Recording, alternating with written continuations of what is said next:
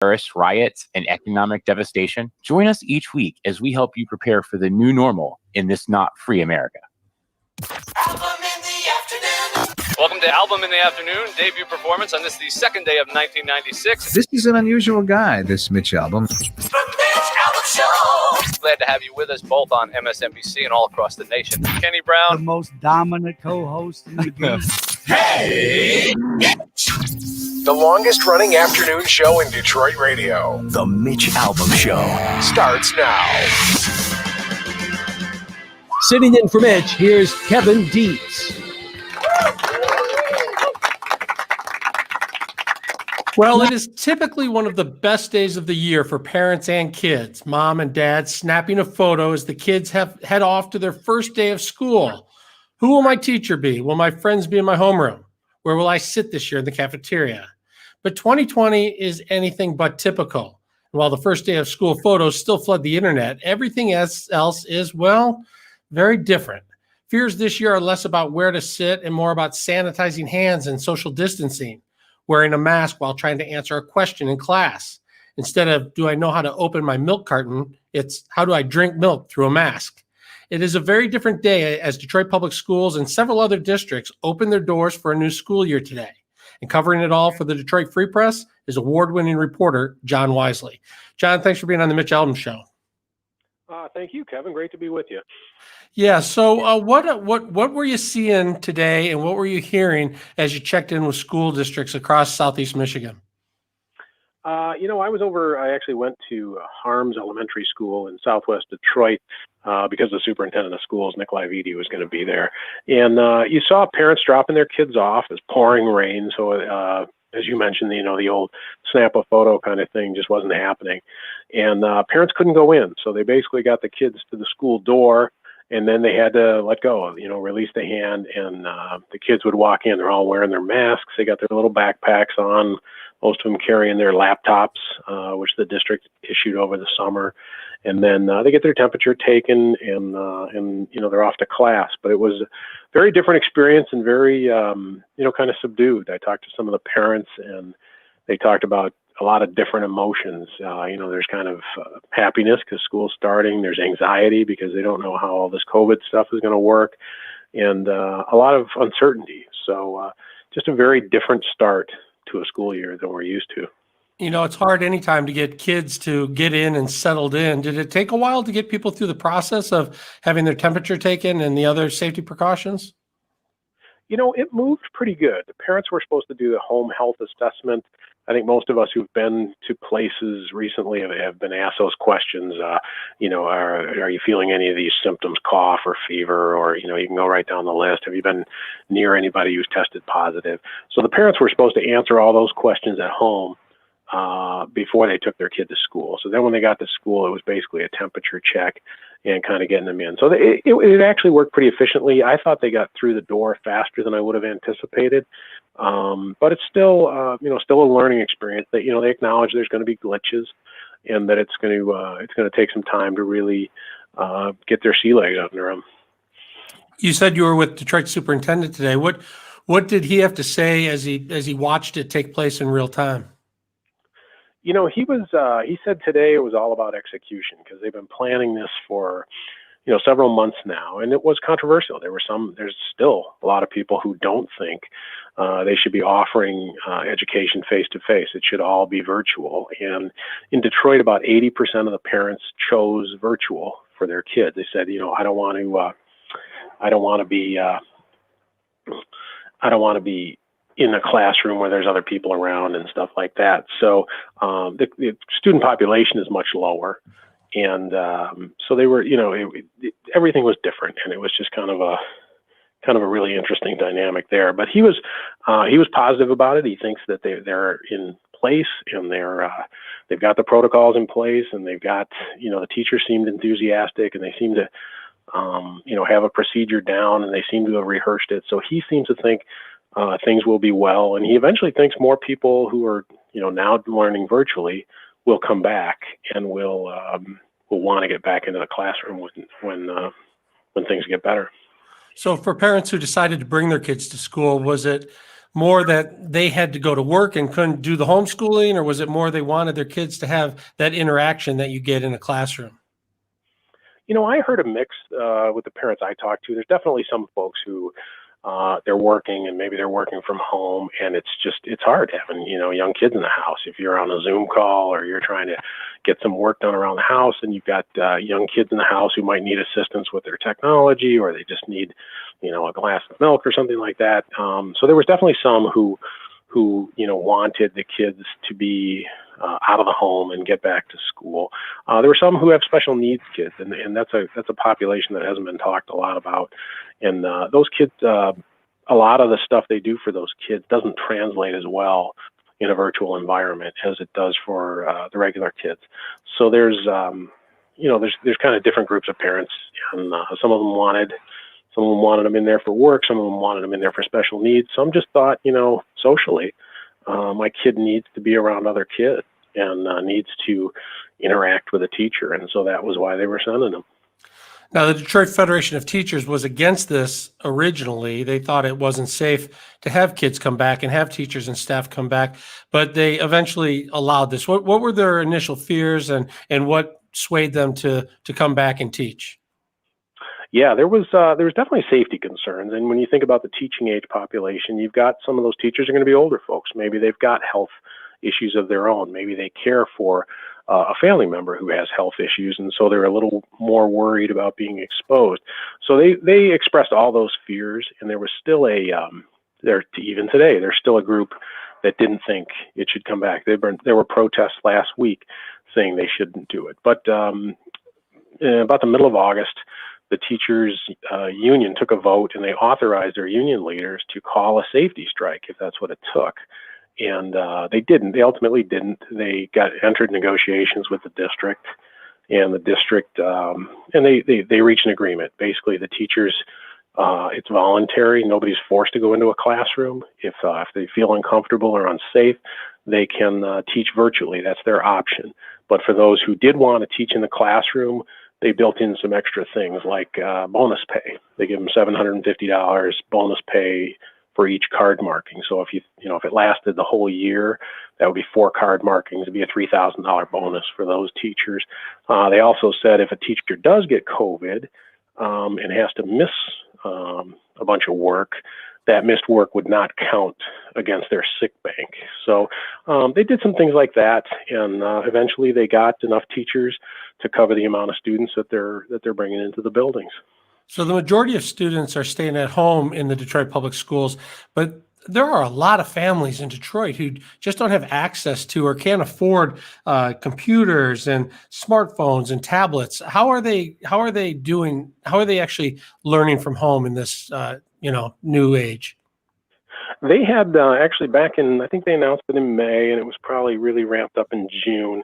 There was a group of foundations, including the DTE Foundation and some of the other large ones, and they put together $25 million in financing to buy Windows-based tablet computers with detachable keyboards for all the kids in the district. Dr. Vitti told me this morning that about 70% of the kids in the district had picked up their device. The other 30 either hadn't, or maybe they had one at home and didn't want it.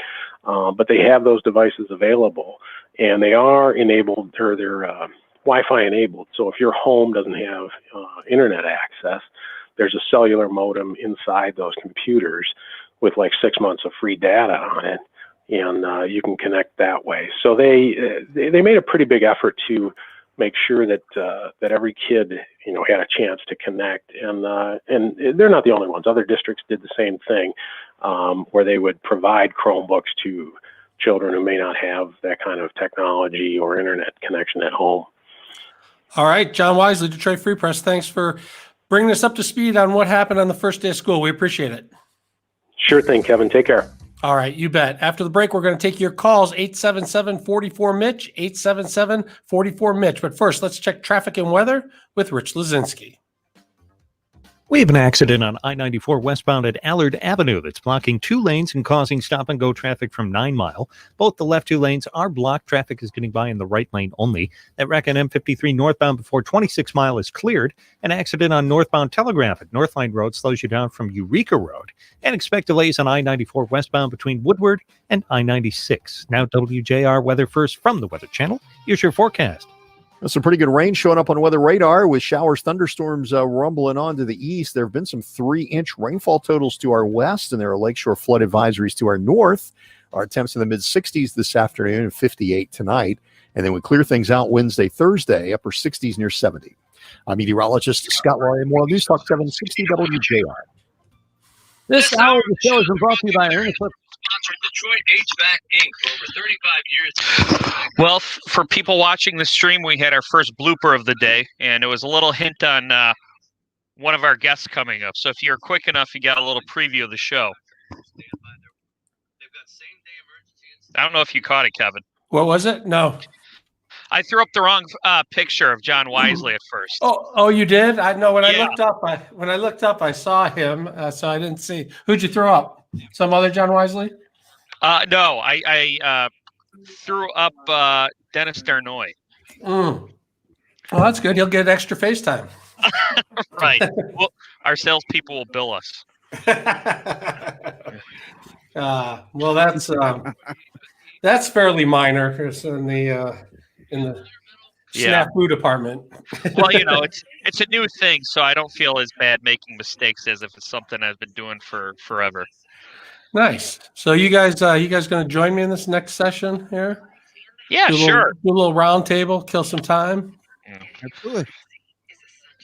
Yeah. Patrick watches a lot, so the more you watch, the more you'll see me screw up. It only took me 3 words to get jumbled. Well, you know what? It's like being a goaltender. If you're thinking of the shutout, you got to get that first goal out of your way to get out of your own head. Right. Hey, Suzanne, my sister's watching from Seattle, Washington. She's on vacation visiting her daughter. Welcome. And Patrick's here. Happy birthday to your mom, by the way.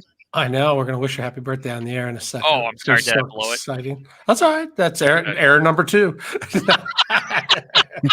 Look, Kevin, if you're keeping count, it's going to be a long week for both of us. I'm not going to say anything to Mike. Yeah, I'm not going to put Mike down because I know how easy it is to make mistakes. So I'm going to need more paper if I'm going to keep score for all of us. That's right. Just a piece of chalk on the cave wall. Right. We'll treat it like the FedEx Cup. Just start me off with some points, and I'll catch up eventually. So if you guys get callers, you'll just throw their name up or something, or in the private chat right here. I'll throw caller Bob. Something that will alert me. Who's not get your attention. We'll figure this out, Sure. And then no, Patrick, they can have as many strikes as they want because if they're out, then I'm stuck by myself, and nobody wants that. Yeah. If it's 3 strikes, I would have been out a long time ago. We're like Little League over here. You hit till you get on base. T-ball, I like it. Yeah, T-ball. Thank you, Mark Gardner. That's very. He's always so uplifting. Yes. Looks like we're back in 45 seconds here. All right. So we will take these headphones off and get on these headphones up here.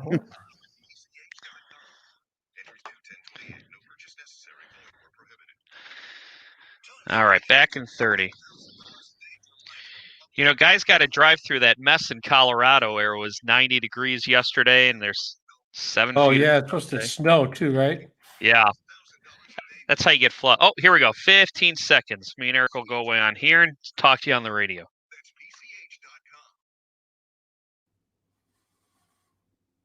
PCH.com. Entries due 10/28. No purchase necessary. Void where prohibited. You're listening to the Mitch Albom Show on the great voice of the Great Lakes, 760 WJR. Here's special guest host Kevin Dietz. We're going to open up the phone line so you can call in and tell us how your child's first day of school went, whether it was from home and virtual or in person in the classroom. The number is 877-44-MITCH, 877-44-MITCH. Joining us in the round table is Mike Parsons and Eric Dorsch. Gentlemen, how are you? Good. It's nice to hear you in the PM here, Kev. Oh yeah. Moved from the Paul W spot to the Mitch Albom spot. I like it. I'm able to sleep in a little more, work a little later. It is September 8th, 2020, and that means it is my mom's birthday. So, gentlemen, I'd like you to wish my mom a birthday. There you go. Happy birthday. Happy birthday. Her reward is in heaven. Absolutely, and the age is undisclosed by demand. No doubt there. Yeah, 39 years. So guys, what did you guys work over the Labor Day weekend, or did you guys do anything fun? Well, I went to a barbecue yesterday and went to town on some ribs. And on Thursday night, our dog got into a prickly bush. So we spent our Friday evening getting bit by our dog and removing those things from their fur. So I got to say, I like a nice long weekend, but I'm glad to be back at work. Sounds like it. I went golfing yesterday with my wife. Other than that, just kind of spent some time here and then laid low when I was off. Do you prefer to golf with your wife, or do you prefer to golf with your buddies? I'll take it either way. I mean, my wife's a very, very good golfer, so I go into it expecting to get my butt kicked. But playing with my friends, we had a couple friends join us, so I'll golf in any way I can golf. Put it that way. Mike, I saw your Facebook post of the picture of whatever your dog got into. I couldn't even identify that was a dog from the photo, let alone whatever it had gotten into. You had asked your friends on Facebook to help you identify the problem. Did anyone come through for you? Well, that's because that was the picture of the plant. That wasn't a picture of my dog, so that's why. Well, where is this prickly bush that the dog got into? We don't know. There's a house at the end of the street that's a bit overgrown, and it's not like the normal burrs, like the normal little circular kind of brown burrs that you can just pick off. This was like some kind of sticky weed, and I guess these things pop up at this time of year because these seeds are trying to travel. So we never really figured it out, and all the advice we got from people was stuff that we tried already. So we just realized we were on our own, and we should just deal with the fact that our dog was going to bite us, and that we'd be better off for it. You can't reason with a dog. Like, you can't just say, "I'm trying to help you." They don't care. They just look at you like, "What are you doing to me?" Yeah, I try to do that as we do these shows from home. I try and tell my dog, "Could you just keep it down from 5 to 7? I'd really appreciate it today." Yeah, I could not do the show from home because our dog. Like our dog, she's a puppy, she's a breed. They're called Velcro puppies, where they get very attached to their humans. So if my dog knows that I'm home and I'm not in the same room with her, she will just howl like she's being tortured. Well, that makes for good radio. I was lucky. I got to see some of the best parts of Michigan. I headed north, and I was in the Lower Peninsula in Sheboygan on Mullet Lake, and then I went across the bridge to Tequamana Falls in Paradise, Michigan, and then up to Lake Superior. Man, it is so beautiful up there. I probably get up across the bridge about every 3 years or so, but every time I go, I think I need to really spend more time up there. It is just so gorgeous, and this whole work from home thing. If you could get Wi-Fi up there, I might go there permanently. Yeah, just take a very long wire from Mackinac City across the bridge.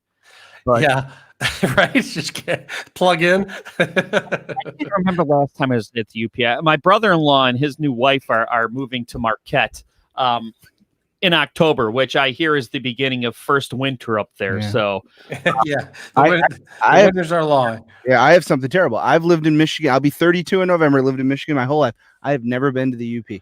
Oh. Do yourself a favor. Just plan a weekend and go. It doesn't matter where you go. It is absolutely gorgeous. It looks so different than the Lower Peninsula. It's just beautiful up there. You gotta do it. Yeah, I gotta check it out. I know. All right, the number is 877-44-MITCH, 877-44-MITCH. Let's check in with Greg from Romeo. Greg, welcome to the Mitch Albom Show. How you guys doing today? We're doing great. Yeah. So after last year, it kind of ended in a little bit of a debacle with everybody trying to scramble and get online done. Romeo Schools did a phenomenal job getting everything started. They're doing both. We're doing the hybrid. So I'm like, let's go 2 days a week in person, then 2 days a week, or actually 3 days a week virtual. But today was virtual. Tomorrow's their first day back in person, but it went really smooth this morning, and they did a great job. Were you concerned at all about safety? I mean, not many kids are catching COVID. I guess it's more about the teachers, or if the kids do get it, bringing it home. What were your thoughts about all of that?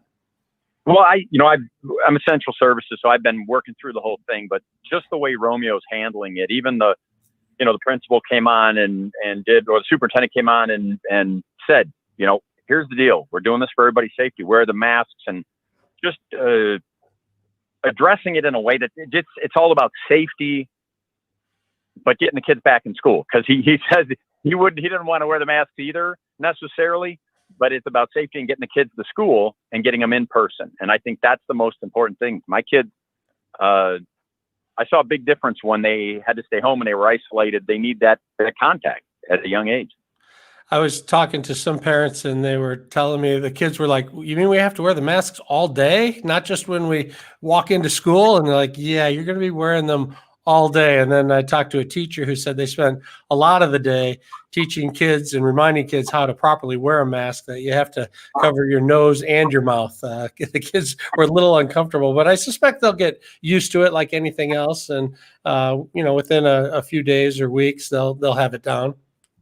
I think if I tell them that if they don't wear them, they're going to have to stay home for another 2 months, they'll wear them religiously. So they want to be back in school again and around people. They did not like Dad being their homeroom teacher, English teacher, math teacher, and English teacher. I don't think Dad liked being their English homeroom teacher. So we have plenty of time together, and that's kind of what school does. School lets me go to work. So. All right, Greg, thanks for checking in. Let's check in with Ken from Livonia. Welcome to the Mitch Albom Show. Yeah, I thought I'd bring up an important topic that nobody seems to be addressing, and that is now both locally and nationally, we have a severe shortage of people trained in the skilled trades. Cities like Westland, Livonia have programs in the high schools to teach students in these occupations, and they have to be done in the school. I have friends that teach these classes, and they're very upset because they know we have got to be in the classroom. We cannot be on the internet, and for some reason they're not being addressed. Their concerns are not being addressed.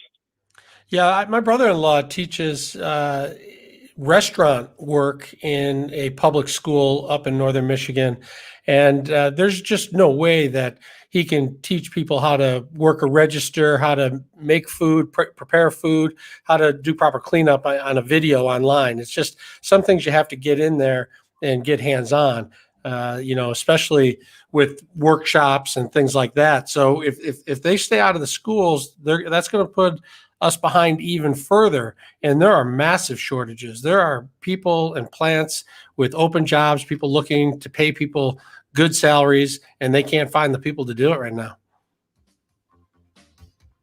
All right, Ken, thanks for the call. We appreciate it. The number's 877-44-MITCH. We're going to take a quick break, but first let's check traffic with Rich Lazinski. This report is sponsored by Fresh Time Farmers Market. It's no surprise that healthy living begins with what we eat. Celebrate Labor Day with Fresh Time Farmers Market. Pick up Midwest grown fresh sweet corn, 6 for $1. Now through September 8th. You can trust Fresh Time to bring you real food at real affordable prices. WJR Traffic First is also sponsored by North Bloomfield Properties. If you're looking for a place to call home, let North Bloomfield Properties find the best place for you and your family. They also provide pre-screened quality tenants to their property owners. They love to match good people to good homes. Contact them today, northbloomfield.com. That accident on I-94 westbound at Allard Avenue is finally cleared. That accident on northbound Telegraph at Northline Road is cleared as well, although we still have a bit of residual backup from Eureka Road. Another wreck on the westbound Jeffries after Inkster Road, and expect delays on I-94 westbound between Woodward and I-96. Now, WJR weather first from the Weather Channel. A few scattered showers throughout the afternoon. It's 61 degrees. I'm Rich Luzinski. WJR News in 1 minute. Dreaming of vacation? Kim and I are.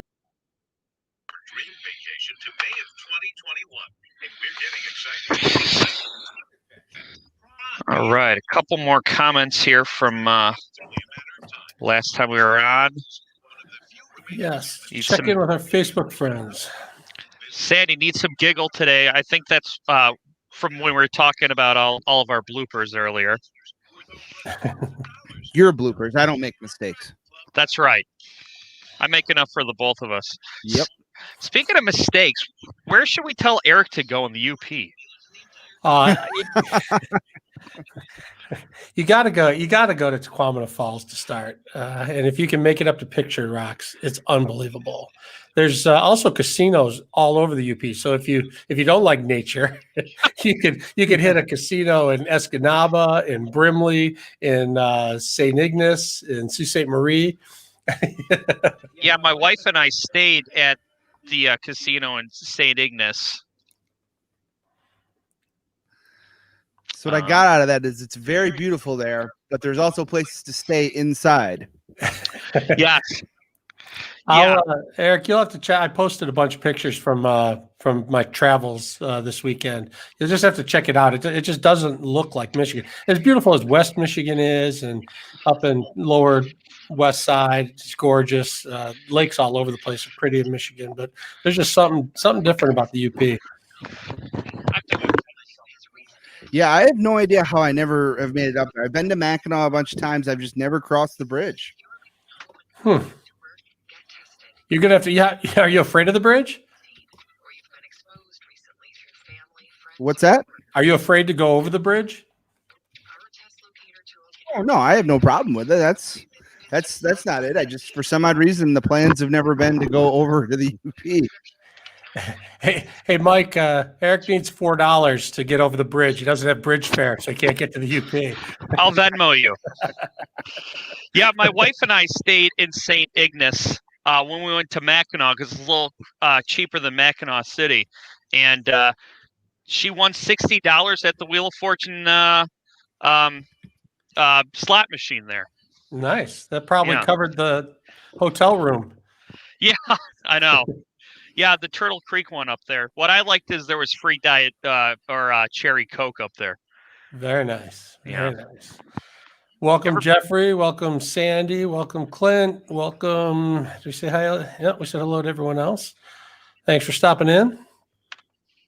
What about the mystery spot, Kevin? You ever been there? So I have not been to the mystery spot. I think I was dangerously close to the mystery spot on my travels, but I did not make it. But there was a shipwreck museum, and there was some sort of Bigfoot type of museum, which I didn't make it to either of those as well. But I drove past them. I've never heard of the Bigfoot Museum. I definitely got to check that out next time. There are. You know what I love about this is that you guys could totally be messing with me right now about all of this, and I would not know. You have no idea. You ever been to the secret cave in the UP? Yeah. Seashell City, baby. So, Eric, what you do is you lend two coworkers $50 before you go up there, and you never ask for it back. It guarantees safe passage over the bridge. All right, can we start a GoFundMe for this? Yeah. That'd be great. You'll remember your trip over the bridge. It's fun. It's beautiful and can be frightening for some. Yeah, for me, going over the bridge is like flying in an airplane. I'm nervous until I'm actually doing it. Like I'm nervous about going over. Once I'm on the bridge, though, I just kind of lock in and just I don't look to my right and I don't look to my left. I just look straight ahead. It can't be any worse than the tunnel into Canada. I sat in that tunnel for an hour and a half one time, so I can't be any worse than that. Watching the water drip from the walls. Yeah. Watching the water slowly fill up and wondering where the heck it is draining out. Well, when the winds pick up, they have police escorts over the bridge, and then if they get too bad, they'll shut it down completely. So. Yeah, well, if that bridge to Canada, if the flood doesn't kill you, the fumes will. Perfect. We're getting ready to come back here in about a minute. We'll be coming right to you. A little behind the scenes of Eric working his magic on the phones there. Look at him go. It's multitasking. Yeah, I also feel like everyone who goes to the Upper Peninsula has to do the Sulaks tour. Yeah, I didn't do that this time, but I've done it before. That's pretty impressive. The last time I went, I was a kid, and they stopped in the middle of the tour, and they said, right below us, it said is to be the wreckage of the Edmund Fitzgerald, and then it tells a story about the Edmund Fitzgerald. It's like, oh, this is great. This is a nice, relaxing way to spend my vacation. So there you go, Eric. You have a lot of suggestions. Yeah, I got a lot of suggestions. You got to do it. You won't be sorry. I don't He'll like get the up there. We'll get up there and find out there's nothing but parking lots and truck stops. It's like, what is this? It's one giant Menards and Walmart. All right, we're back in 20 here, fellas. I know. I'm going to get up there and a local is going to be like, really? Someone recommended this for a trip for you? Make sure you're gassed up before you go over the bridge. There's that many gas stations. 32 years of global experience to help your business right here in Michigan. Call them today at 586-465-4420 or visit newimagebldg.com. You're listening to the Mitch Albom Show on the great voice of the Great Lakes, 760 WJR. Here's special guest host Kevin Dietz. The presidential race is in the final weeks, and that means if you live in a battleground state, your TV is flooded with campaign commercials, and candidates will be coming to visit. Michigan, of course, is a battleground state. It delivered a very, very narrow victory for Donald Trump in 2016. This week, both Joe Biden and Donald Trump will be in the Great Lakes state to try and win us over. Joining us now is political consultant Dennis Darnoy. Dennis, thanks for being on the Mitch Albom Show. For having me, Ken. So there was a lot of talk about whether or not Joe Biden was going to make it to Michigan, if he needed to be in Michigan, and then if the president would come here, and if he needed to be here. Are you at all surprised that both will be here this week? Oh, absolutely not. We retain our battleground status from 4 years ago. We just saw a new poll today that shows that the race is incredibly close. And we have absentee ballots starting to get into voters' hands in about 2 weeks' time. So the fact that they're coming in now makes perfect sense. The polls are tough to believe in, I guess. The last time around, Hillary Clinton was a sure thing in Michigan, and yet Donald Trump won, even if by just under 10,000 votes. Can we believe them, or do you just keep pushing through no matter what they say? Well, I think some of the that were made in 2016 were rectified. I mean, obviously, we saw in 2018 that the polls were much closer and more accurate than they were in 16. And I think they give you a pretty good sense of where the electorate is right now. The polls show about a 5-point lead for Biden, and it was about 7-8 a little bit ago. And you can see that shift from the convention. And it's trying to make some inroads with independent voters who are the ones to make up their mind. So I think it gives you a good sense. I don't think you want to rely completely on them, but at this point in time, they appear to be accurate. So we know Donald Trump is coming on Thursday, and he's going to go to mid-Michigan. We know that Joe Biden is coming on Wednesday. We don't know his plans just yet. Does it make a difference on where the candidates go? Obviously, I was up north this weekend, and it seemed like all of northern Michigan was for Donald Trump. Yet we know most of Detroit, if not all of Detroit, is for Joe Biden. Do they have to go where their support is, or do they go where their support is lacking? Well, I mean, in the case of Donald Trump, I mean, he's going to Saginaw. It's an area that he won Saginaw County by just 1,000 votes.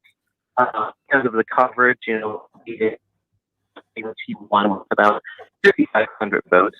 These are two counties that Governor Whitmer won, so he knows that he needs to bolster his support as well as the turnout, so that he can win those again. Joe Biden's going into Macomb, again, an area that Donald well in 2016, 28. And so for Biden, it's one of those things where he wants to narrow Trump's margin of victory. As you pointed out, Trump only won the state with less than 11,000 votes. So if Biden can somehow draw some votes away from Trump and then bolster his voting out of Wayne County, out of Oakland County, that's going to be a path to victory. So both of them, where they're going, makes a lot of sense. And they're definitely trying to, in Trump's case, bolster his support, and in Biden's case, weaken Trump's support. Yeah, 4 years ago, Hillary Clinton decided not to come to Michigan, and it was kind of a big deal. I mean, if a candidate comes, they get a little bump because they're on the local news and people see they were here and they realize that the candidate cares about the state. But for the most part, it's commercials that get the messages across. But it seems Hillary Clinton took a big hit by not coming to Michigan. Do you think that Joe Biden, obviously he's aware of that, but do you think that that's part of the reason that he's coming here? Yeah. 4 years ago, Congresswoman Debbie Dingell yelling from the rafters that the Hillary Clinton campaign needed to come here, and they didn't listen. And she, there are other voices as well who were saying the same thing. I think there are those in the Biden camp who are starting to see the polls tighten in Pennsylvania, Wisconsin, and Michigan. And they're not the alarm that he needs to be active, he needs to be seen, he needs to energize his base and his voters, and you can't do that from a basement in Delaware. Yeah, and again, they're going to be able to be with their own crowds. They're going to be able to say what they want. They're not going to be challenged exactly while they're in town, which makes me really be looking forward to the debates. How big do you think the debates will be versus these in-state visits? They'll have an impact. I mean, obviously, it's a double-edged sword for Trump. It's lowered the bar so much for Joe Biden that, essentially if he shows he's kind of past that bar. But I mean, there are going to be voters out there who at that last minute are still undecided. And any major gaffe or any problem coming from the Biden camp could swing this election. I mean, it's going to be a very close election. And so any little mistake here and there can alter the margins and ultimately affect the Electoral College, which is what determines the presidency. Well, it's going to be very exciting. Joe Biden in town on Wednesday. As you said, Joe Biden's going to be in Macomb County. Donald Trump, the president's going to be here Thursday night, and he's going to be in mid-Michigan. We'll be watching. Dennis, thanks for being on the Mitch Albom Show, and we'll get back with you to see how things went maybe next week. Sounds great. All right, you're listening to the Mitch Albom Show. After the break, we're going to take your calls, 877-44-MITCH, 877-44-MITCH. Talk about Trump and Biden in Michigan, talk about the first day of school, and we'll have the roundtable back with us. But first, let's check traffic with Rich Lazinski. This report is sponsored by Indeed.com. If the next step for your business is finding a high-impact hire, try Indeed. Their flexible payment options mean better bang for your buck with no long-term contracts. Indeed. Hey, welcome. $75 credit for your first job post at Indeed.com/high-impact. Terms and conditions apply. We have a wreck on the westbound Jeffries after Inkster Road. Expect delays on I-94 westbound between Woodward and I-96. We also have slower conditions on I-75 northbound between I-696 and 11 Mile. And drivers are getting by slowly on M59 eastbound between Mound Road and Van Dyke. Now WJR Weather First from the Weather Channel. Here's your forecast. It's a wet start to our shortened work week for many of us. Widespread thunder showers on weather radar drifting east. There have been some 2- and 3-inch rainfall totals west of Detroit today. 65 degrees this afternoon, 58 tonight, and then we clear things out and improve the forecast mid and late week with upper 60s near 70. I'm meteorologist Scott Laurie. More on News Talk 760 WJR. Hospice of Michigan are inner.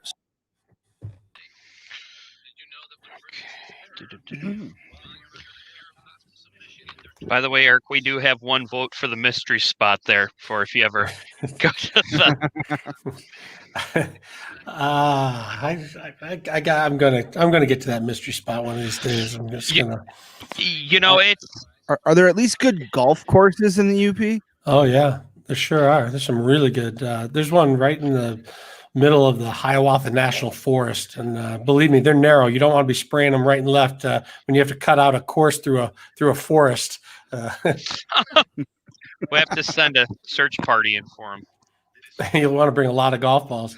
They do. They have great golf. All throughout northern Michigan, they have great golf. And I played this weekend at Hidden Valley, somewhere near Benton or near Harbor Springs, and it was a gorgeous course, just so green and so it was phenomenal. My favorite Michigan golf course is Pirates Cove in Traverse City. I won a free game there once. The putt? Yeah. that windmill's tough, but the dragon is forgiving. Yeah. I know the spot. I know the spot. Yeah, it's the skeleton inside the cave you have to worry about.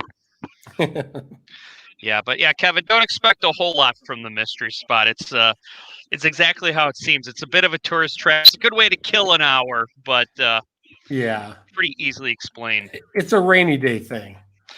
Yeah, right, exactly. Or like my wife and I, when we're on our last day of vacation, we just get up and we drive home. This is just like a detour, like for an hour, and then you cross the bridge and you just head home. Okay. There's a place in Gaylord called the Call of the Wild that's been there for, I don't know, 50 years or something. It's called the Wild Museum. And you walk in and it's just like a stuffed animal. And you hit a button and it's like, I am a timber wolf. I live in. It's great. Sounds like a family fun place. They had to put in a go-kart racetrack to get people to keep coming. But right. Once you've seen the Timberwolf, you don't have to repeat visit for a while. Yeah, it sounds like the type of place a parent would hate to take their kids because all they're going to do is just blow their money on crap. Right. Yeah, it sounds like a one-stop shop to me. The best part was the gift shop, though. They had all kinds of cool gifts that you didn't see all the time. I don't know, they had little drums and moccasins and things that were uniquely up north, I guess. Yeah, like your Northern Michigan gift shop here. Yeah. We're back in 5 here. Okay.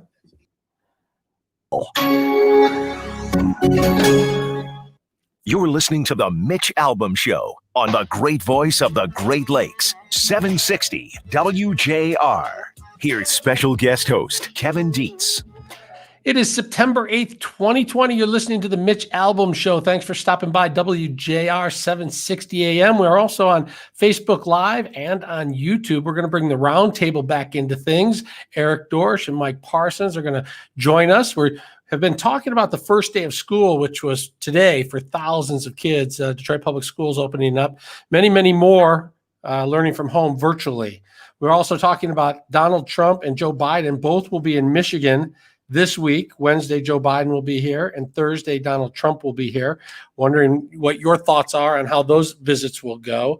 And I wanted to tell you guys about the Benadryl challenge. If you haven't heard about this, this is the latest craze to sweep the internet. It encourages participants to take excessive amounts of the allergy medication in an effort to trip out from the drug and experience a high that could bring hallucinations. However, it's guess what? Life-threatening. Kids have been trying it. Kids have been getting sick. Kids have been ended up in the hospital. It's bad for the heart, and doctors are warning people not to get involved in taking as many Benadryl as it takes to hallucinate. Wait, so you're saying a drug they tell you to take a recommended dose of, taking a lot of it's dangerous? No. Can you believe that? Oh. And danger aside, how would you even stay awake long enough to hallucinate? I mean, I take one Benadryl and the next thing I know, it's 12 hours later. Yeah. Yeah, I was fighting some allergies this weekend, and I asked for a Claritin, and they gave me two. The person who will not be named gave me two, and I took them both, and then read the bottle and said, take one only, one every 24 hours. I'm like, or what? And then it said it would cause drowsiness, so I could see how you would fall asleep. But one of the teens, a 14-year-old girl, arrived at the hospital with a heart rate of 199. The typical 60 to 100 beats per minute is normal. Not good. We lived through the Tide Pod challenge and right. pass out challenge. I don't understand why this is intriguing for kids. Well, and here's my question. There's all these weird challenges on the internet, and a lot of people think, oh, it's because kids are getting stupider. I don't know if that's true. I think they're just documenting it more. I mean, social media. Social media makes it so it's very, very easy to view everything. Now, everybody's got a camera on their phone. Everybody's filming everything on their phone. People don't watch things through their eyes. They watch them through the screen of a phone. Kids doing dumb things is not new. I can attest to that. No, Kids have been doing dumb things for a long, long time. What is new is that they video themselves nonstop. They're constantly videotaping themselves and their friends. So every time something dumb happens, they happen to have it on video. And then if they think it's funny or cool, they put it out there on social media, and then other people want to do the same dumb things rather than figuring out their own dumb things to do. Yeah, but I'm glad all that stuff wasn't around when I was a kid. The dumbest thing I ever did that would come close to a challenge like this is, those 9-volt batteries, you put them on your tongue and they yes. Well, I thought to myself, geez, what would happen if I put these on my braces? Oh, Yeah. Great. The 9-volt battery test. My first, it got stuck, and then my head just went boom. Yeah, if social media existed like this when I was in high school and growing up, I would have been in military school very, very quick. But it's still these kind of challenges don't make sense. Like Mike said, those kind of things were all you'd the little risky thing that at the worst case you got like a scratch, not brain damage. Right. I just don't understand that. Yeah, I feel like, throwing snowballs should be enough of an adventure for kids. We did one time take a challenge. We didn't have cameras, so this was just whoever happened to be in that group at the time. And that was to touch the farmer's electric fence. Right. That kept the animals from coming out. And we did that, and we only had to do that once. That game did not last long. You learned your lesson pretty quick. Well, I look back. This is the worst one, but I look back. I don't know. Do either of you guys know the game and why my parents ever put this in reach of children? Do you know the game Lawn Darts? Yeah. Oh yeah. Take those and throw them straight up in the air, and the last person to not run away won. You didn't really win though, because you had a freaking lawn dart coming at your head. But that was the dumbest thing we did. But I look back now and go, we were like 11, 12. Why our parents put that where we could get a hold of it, I don't understand. Mom, Dad, what? You're probably the reason lawn darts got banned. Probably. Did you read the box by any chance, Eric? That's not exactly how it's played. I know that. I was always wondering, what's this hoop for? It doesn't seem useful to me. And I would throw it off to the side and just play with the darts. Right. You always wonder why certain things need warning, warning labels on them. Eric's why. Right, exactly, because they have to put it on so you don't get sued. It's like, oh, you didn't know that coffee was going to be scalding hot? Well, I guess we better put it on so that you can't sue us. We also did not have a lot of supervision as kids, and we were constantly trying to make up things to kill time. And I do remember we created our own golf course in our backyard. We picked 4 houses in the neighborhood, and each house, a tree or whatever, was a hole in a different house, which doesn't make a lot of sense now when you think about it. Broken windows, dents in cars. But none of that happened to me, but I did take a full swing one time, and my sister Suzanne was a little too close, and I caught her in the back of the head, and blood ensued and stitches ensued. And there was a long talking to about how we should have been smarter and known that something like this might have happened. Right. And did it always seem like, your siblings always cried extra louder when they knew that your parents were within earshot? Oh yeah. I have a little brother and sister, 5 years younger than me. They're twins. And I no matter what I did, they always really oversold it. It was always, Eric just broke my leg. In reality, all I did was tap him on the shoulder or something. It's Of course, terrible. That's what you would say. You don't want to get in trouble. No. Well, I remember one time I was playing catch with my brother, and the ball just slipped out of my hand, and it was going right towards it was a tennis ball though. It went towards my sister, and at the last second she jumped out of the way, and it broke a window downstairs. And without hesitating, Sam sprints inside and yells to my mom, Eric just broke a window throwing the ball at it. They always tried to get me in trouble. Are you guys familiar with skitching or bumper hitching? Do you know what that is? Yeah, that's when you're rollerblades or a skateboard and you grab onto a bumper, right? And you go for a ride. That's probably what it is today. Back in my day, we did it in our shoes or boots on icy roads. So when there was a snow day, we would try and slow down a car to ask if they had seen a lost dog or something. And 8 kids would dive on the back of the bumper as the car drove away, and you would hold on for as long as you could. And each kid would tumble and fall eventually. And often there'd be a winter glove stuck in the back of a bumper as it drove off. I thought dodging lawn darts was stupid. Right? Holding onto a moving car without wheels, hoping that the ice patch doesn't hit a dry spot somewhere. Yeah, that's terrifying for the driver because you either think that you're being attacked by a group of teenagers or you're about to kill a group of teenagers via manslaughter because well, we did something like that. It wasn't that crazy. There was a couple roads in our neighborhood that weren't very populated, so when it snowed like that, one of the dads would hook a sled to the back of the bumper and he'd drag you around, obviously never going too fast. That was about as crazy as we got. We didn't hold on to the bumper. It was always great when you got a dad to sanction your shenanigans that. We were supposed to have a championship football team that year, and one of our friends, Pat, had a little tumble while skitching / bumper hitching and broke his leg. And we lost our main running back that year. And that we learned a lesson then, finally. After someone got hurt, we learned that, hey, you could get hurt this way. This isn't terribly smart. Well, I'm sure the lesson was punishment enough. Yes. And we did have one dad in the neighborhood who would drive the car around and let you throw snowballs at his car as long as you promised not to throw snowballs at strangers' cars. So that was good. Wow. So yeah, he took the heat. I'd rather you do it at my car than a stranger's car who I'd have to exchange insurance information. Kev, Margaret Wiggins just called in and said that she is sitting here laughing at your stories. Apparently she grew up a street away from you. She is familiar with our shenanigans. She said, we will not be taking her call. We will not be putting her on the air. You are listening to the Mitch Albom Show. The number is 877-44-MITCH. We'll take a short break. When we come back, we're going to be talking some football. High school football has started. Also, the legislature wants Big Ten football back. So we have Mick McCabe of the Detroit Free Press coming on after the break. But first, let's check traffic and weather with Rich Lazinski.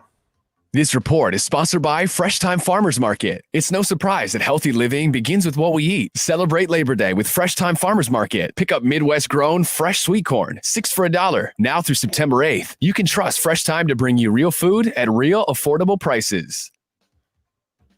WJR Traffic First is also sponsored by AARP Michigan. AARP is fighting to lift the voices of African American women across Michigan and holding a virtual event called My Sisters and Friends, Conversations That Count on September 17th. Help the AARP create a healthy and wealthy agenda for women over 50 on the 17th. RSVP at aarp.org/MI. That wreck on the westbound Jeffries after Inkster Road has cleared. Expect delays on I-75 northbound between I-696 and 11 Mile. Middle Belt Road in both directions between Walnut Lake Road and Lone Pine Road is closed due to an accident. Please avoid that area. Construction closes the right lane on I-696 westbound at Woodward and Coolidge. And we also have road work closing your right lane on 14 Mile westbound between Van Dyke and Mound. Now, WJR weather first from the Weather Channel. A few scattered showers throughout the afternoon. It's 62 degrees. I'm Rich Luzinski, WJR News in 2 minutes.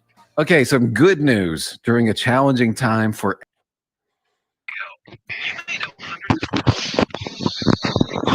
All right.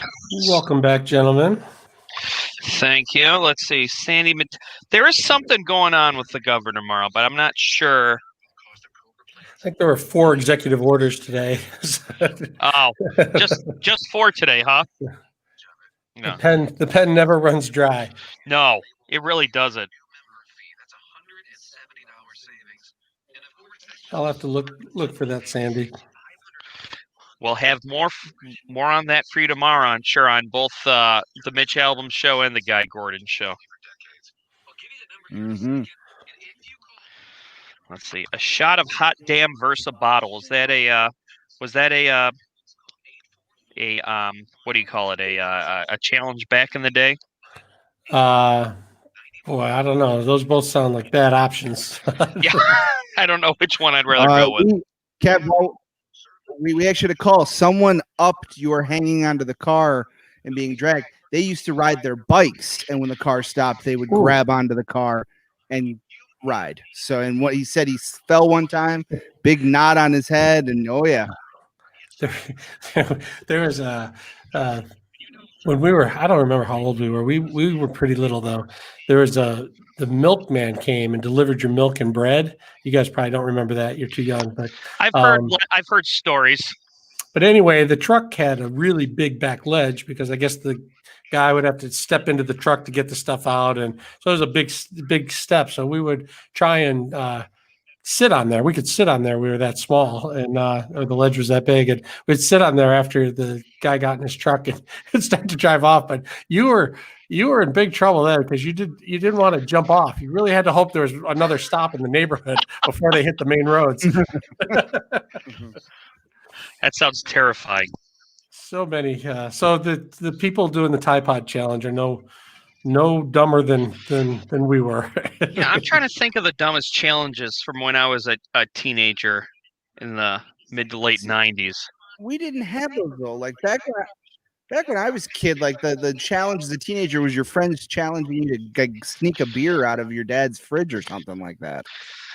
I remember there was a big panic over Chubby Bunny because like a couple kids suffocated on like a marshmallow or whatnot.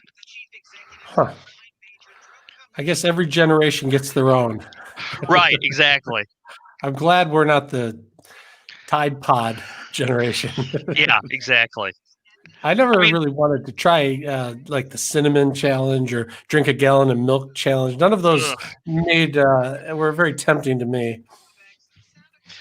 Yeah, I mean, I would chug something else before I would try to chug a gallon of milk. Yeah, although either could make you vomit, I suppose. Yeah, exactly.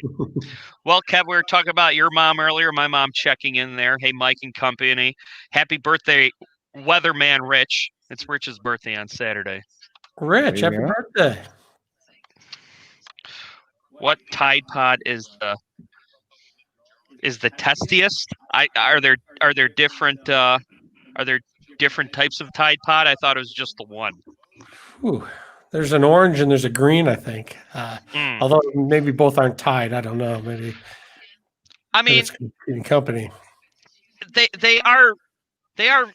look like they could be candy. I mean, these kids doing the Tide Pod challenge know full well it's not. But he says tastiest. Oh, tastiest. Okay. Well, that's one challenge we're not doing. That I do not know. I do not know the answer to that. Ask the kids on YouTube. But I tell you, if you are a parent, you might want to put the Benadryl away or keep track of how many are in there. Man, I'm telling you, the Benadryl, like what? Why? And who figures that stuff out? Yeah, I don't know. When I got to number 10, it really hit me funny. Perfect. I mean, when I was a kid, I would lie about my symptoms so I wouldn't have to take a Benadryl. Yeah, I don't take much of anything, but those I don't get sleepy when I take that though. When people tell me you're gonna fall asleep, or it doesn't have much impact. Yeah, I take one every night, and I swear, I within an hour I'm just asleep on the couch. To control your allergies at night? Yeah. Yeah, and like I said, it takes the edge off a little bit.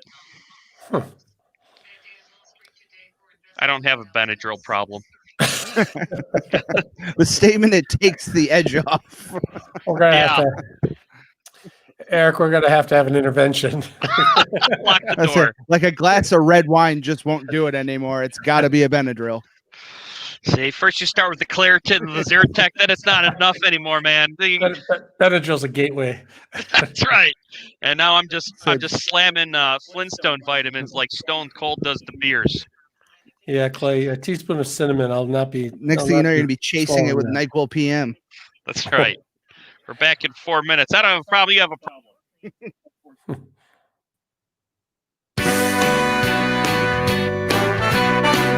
You're listening to the Mitch Albom Show on the great voice of the Great Lakes, 760 WJR. Here's special guest host Kevin Dietz. Well, it was a bombshell of an announcement Thursday when Michigan High School Athletic Association reinstated football for this fall. It came 20 days after postponing the season to the spring due to COVID-19 concerns. Suddenly, everything has changed for everybody. As of today, high school football players are back in the game. Joining us now is Mick McCabe of the Detroit Free Press. Mick, thanks for being on the Mitch Albom Show. That's great being here. This is a wild, wild turn of events to go from no football or postpone football to let's suit up and start hitting with pads. Yeah, I think what happened was the MHSAA was going to go ahead and say, like on August 14th, we're open. We're going to play football this year. And then I think they got the word from the governor's office, this is not going to work. So they said, well, okay, we'll reverse our field and we'll postpone it. We're going to move it to the spring. But the MHSA, Mark Ewell, the executive director, never gave up on playing this fall. You know, behind the scenes, they were constantly negotiating with the governor's office. And then last Thursday, the governor said, you know, I think this is better, because one of the things is there were already these con artists and people who were going to start up their own 7-on-7 leagues. There was a guy out in Grand Rapids area who's going to start his own tackle football league. And there were a bunch of them around here that were going to do that, as well as there was going to be youth football going on. And so it became a game of who do you trust? Do you want to put football in the hands of the educators who know how to run this and want to do this as safely as possible, or some other guys who are looking at this as these are just a bunch of suckers that we're going to get their money? So I think she made the right decision to allow regular high school football. So do you think the governor knew when she made the decision that football was going to be a go? Because it sounded like she was saying soccer, volleyball, swimming, let's not get into the contact sports, or at least don't recommend them right now. Do you think she knew this was going to get greenlit right away by the high school association? Oh, absolutely. That was part of the whole deal.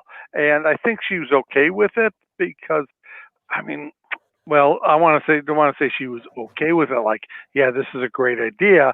I think it's like, okay, I'm going to go, your mother's saying, you go out and play, but if you get dirty, you know, you're going to be grounded for a week.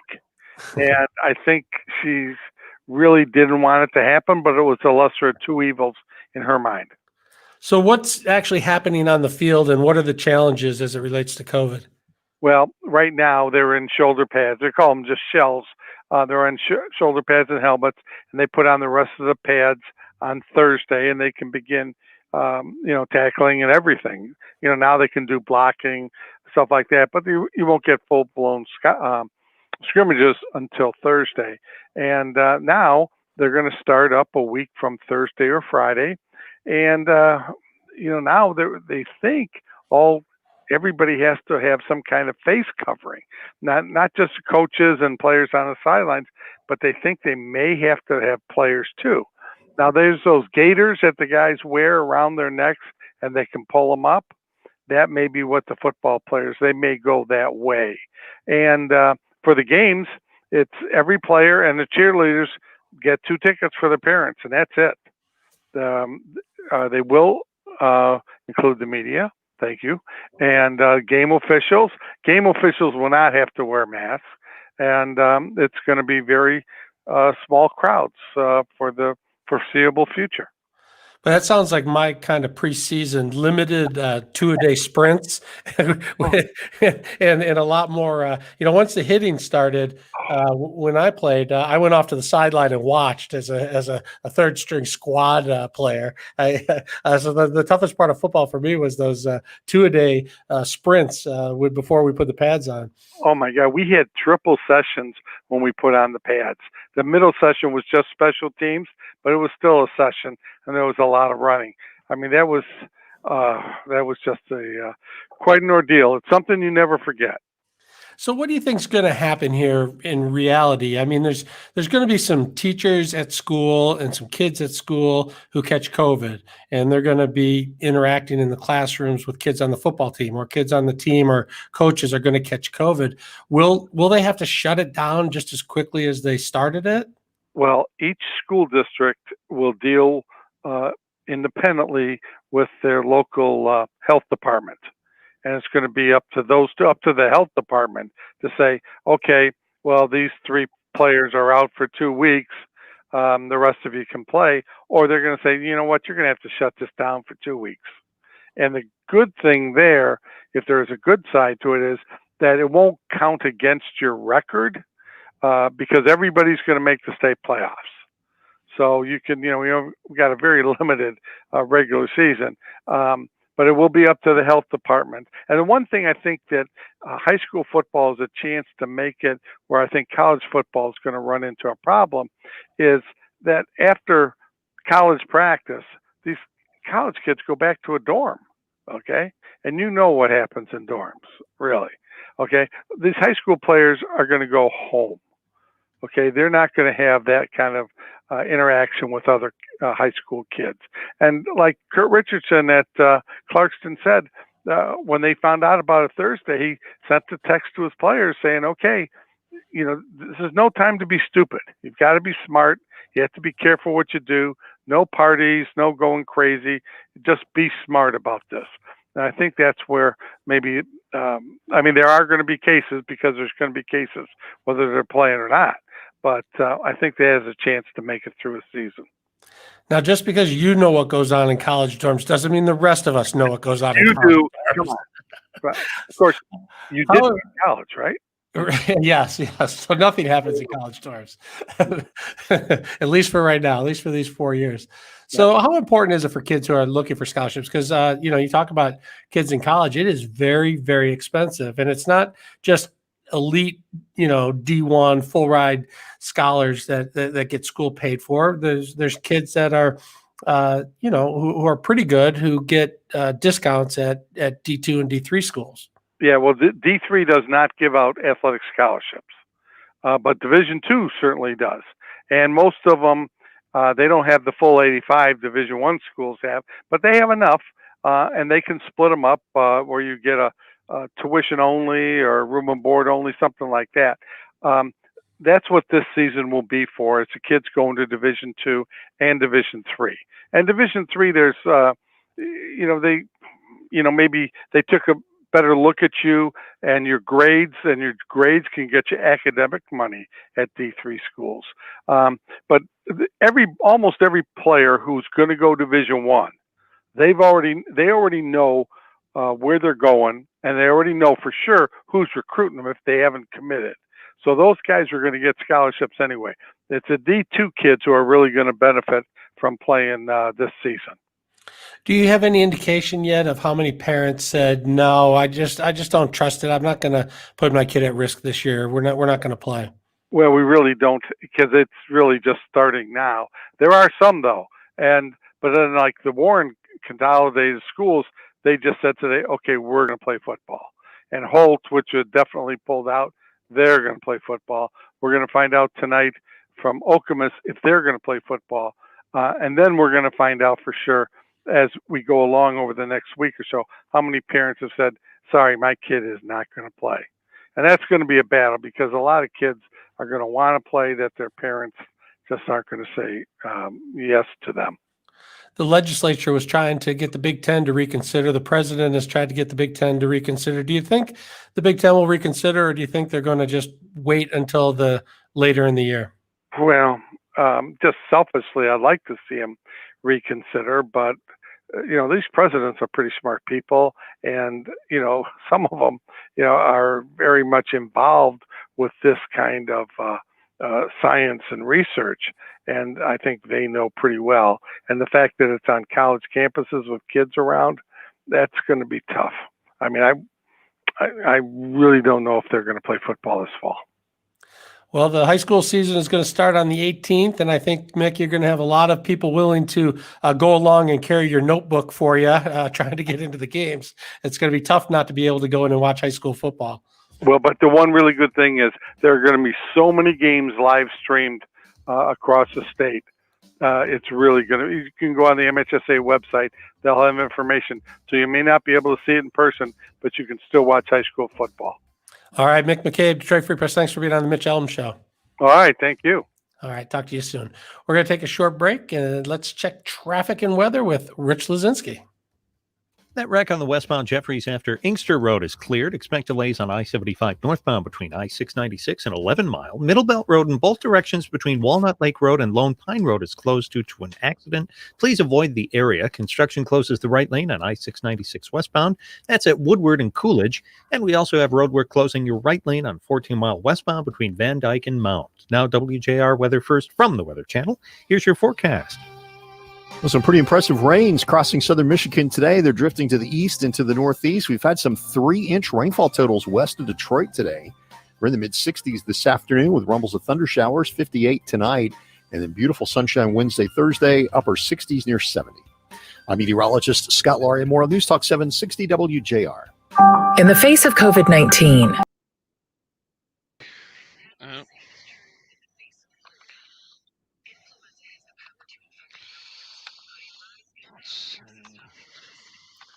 Gentlemen, how are you? Great. Let's see. Thanks for checking in from Sterling Heights there, Sharon. That's Aunt Sharon to me. Aunt Sharon, how are you? Glad you're there on Facebook. All our families are checking in. I love it. I love it. I need some of Eric's siblings to check in.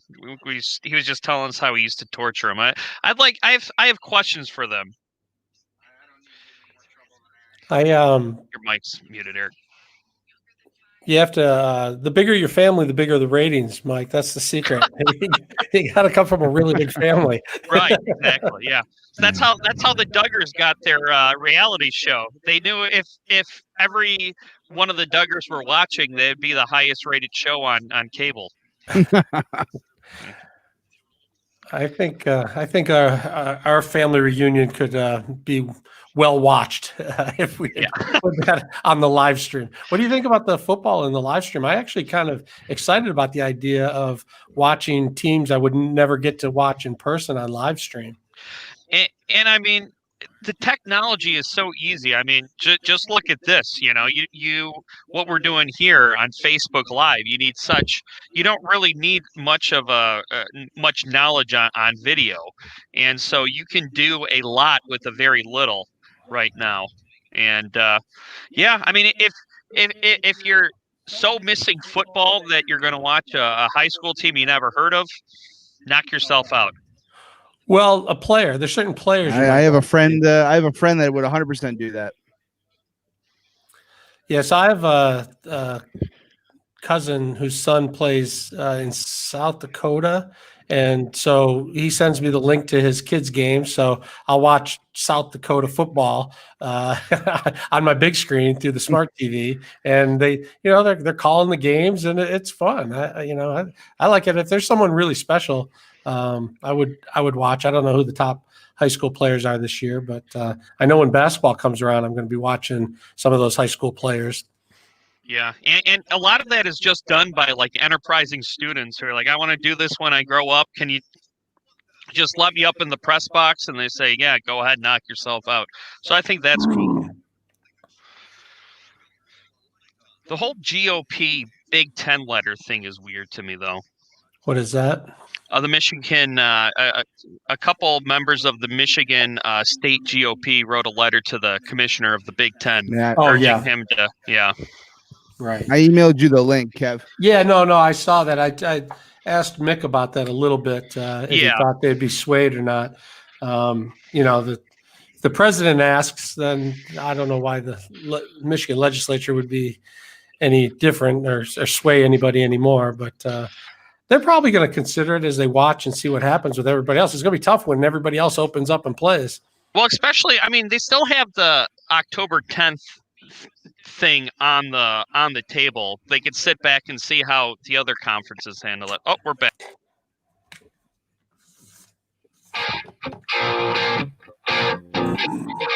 You're listening to the Mitch Albom Show on the great voice of the Great Lakes, 760 WJR. Here's special guest host Kevin Dietz.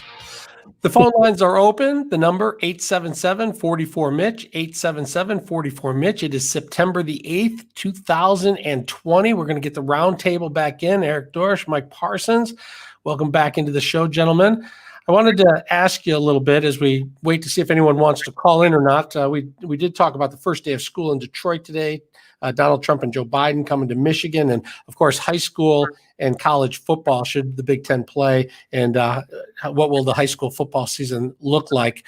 But guys, I wanted to ask you about this story I saw about people in New York City moving out of Manhattan. There are not enough movers in moving companies to move all the people who are fleeing from expensive property in Manhattan. This is also happening on the West Coast in San Francisco.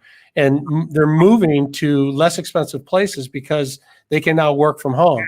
They can work remotely, and they're not interested in paying these massive property costs to live in cities like Manhattan and San Francisco.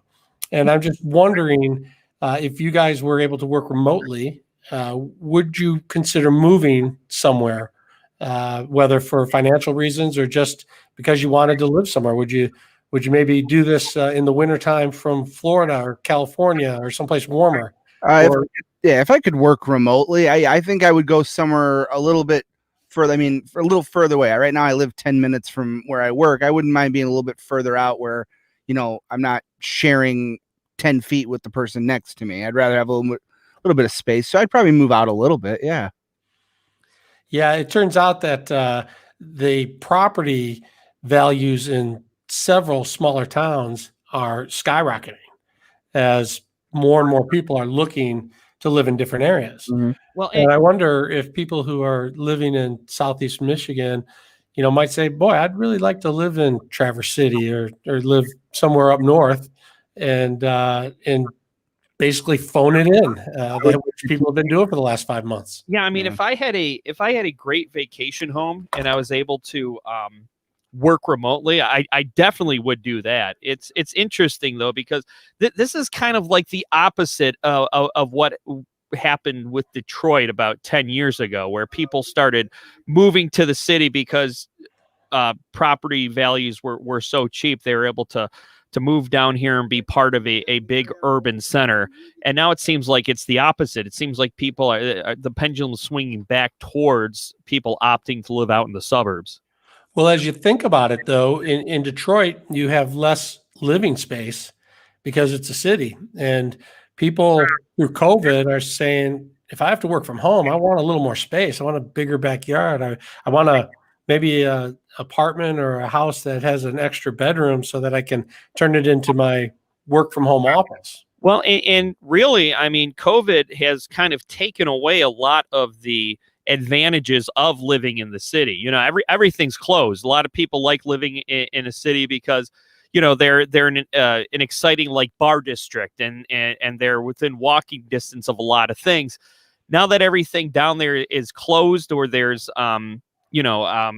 limits put on how many people can be in an establishment, they're looking around and saying exactly what you're saying, Kevin. There's no advantage to living down here. I've got no yard. I've got really nowhere for my dog to run around, and they're moving back out to wide open spaces. Well, I think right now for us, it's the accessibility. Like I said, I can't speak for Mike, but I get in the car and I could be here in 10 minutes. If I didn't have to be here every day, I don't see the need to live where I live, where there isn't like a lot of space to walk my dog and to do other things outside of, having to get in a car to do it. And if people are actually thinking about moving, then they probably think this isn't the last of COVID-19 or some other virus that is going to make people stay home and isolate people. We want to hear what you think. The number is 877-44-MITCH, 877-44-MITCH. Let's check in with Rick from Clinton. Rick, how are you? Hey, good. How are you, Kevin? I'm doing great. Thanks for calling the Mitch Albom Show. All right. Hey, I'm just an old guy, lives in a small town, grew up on a farm. And thing of it is, I don't blame people for moving out of the city. I would too. But then they come out here and they want to make it like the city. They bring their ideas from their whatever. If you liked it so much in the city, why don't you stay there? Is what I don't mean in a bad way. I'm just, I don't understand. They come out here and they get on the council and they want to change shit. Excuse. Whoops. Yeah. No, I know what you're saying though. You say, hey, I'm gonna move away, get away from it all, get out into the country and be one with nature. And all of a sudden you say, hey, we could really use a Starbucks on the corner. That would be great, wouldn't it? And the locals are like, no, we do not want a Starbucks on the corner. Well, because they like Patty's Coffee Shop, the one that's been there for years. I as he was saying that, I thought about that though. Everybody says how they'd love to be able to kick back and relax, all that, but they don't realize the culture shock it is when there isn't a Walmart and a McDonald's and a BP on every corner like we have where we live. Yeah, no, it definitely there's some culture shock to making a move like that. Can you imagine moving from Manhattan, New York to northern Michigan?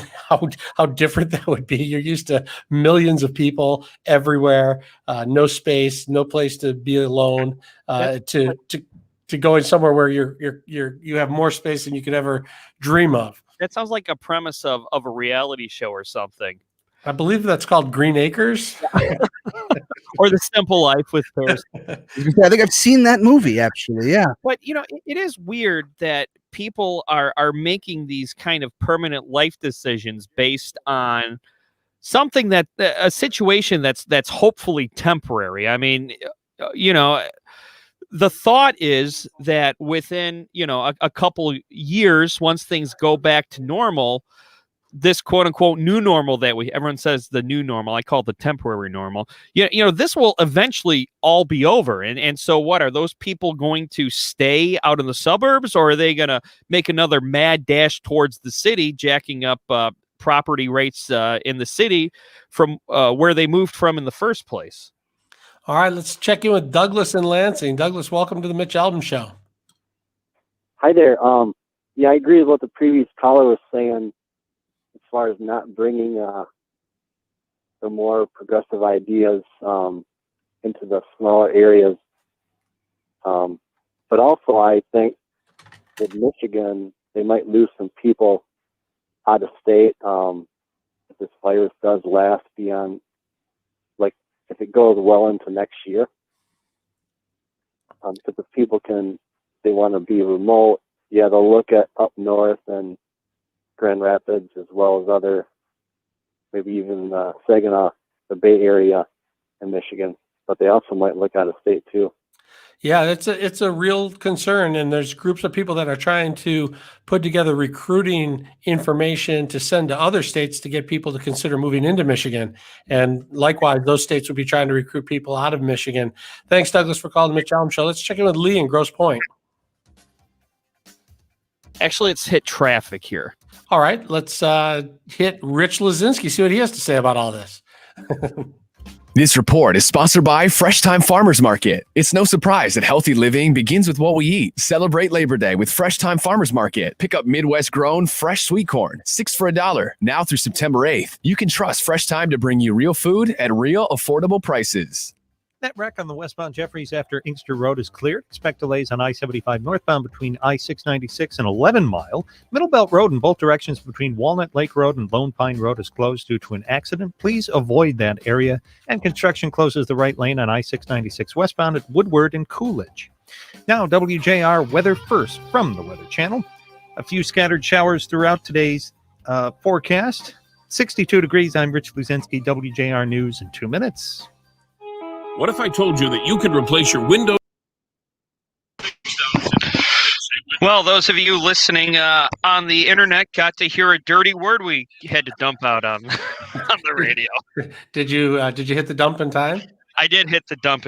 As far as I know, I hit it within 7 seconds. So if if it worked, if it worked, that I trust it.